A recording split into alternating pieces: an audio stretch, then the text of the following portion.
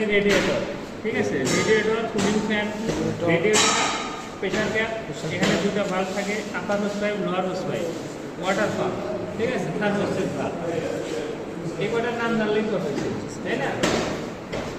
এরপরে এখন আপনাদের বিআরটিআর পরীক্ষায় আসে যে কুলিং ফ্যানের কাজ কি, রেডিয়েটরের কাজ কি।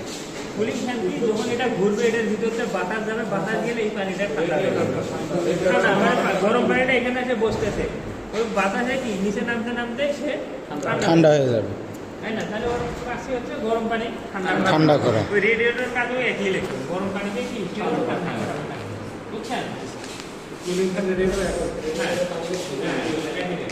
এখন এই পাশে দেখেন এই যে এখানে যে এটা দিল, দুইটা যে ভাল্ব দিল, ঠিক আছে, এইটা হচ্ছে ব্যাখ্যা, এইটাকে আমরা এরকম দিই, ঠিক আছে, এরকম এমনি তো নর্মাল দিলেও তো পারতো, তাই না?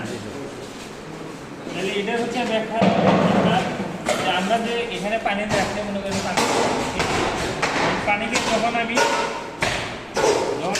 আমার পানিটা যখন এই গরম পানিটা যখন এখানে আসে, এই পানিটা যখন গরম হয়ে যাবে তখন কী হবে বলেন? গরম পানি যদি আপনি ঠান্ডা পানিকে গরম দেন তখন ওর কী অবস্থা হবে? স্যার এটা একটা ধারি দিয়ে আছে 2 মিনিটের গাড়িটা আপনার বাইরে নিয়ে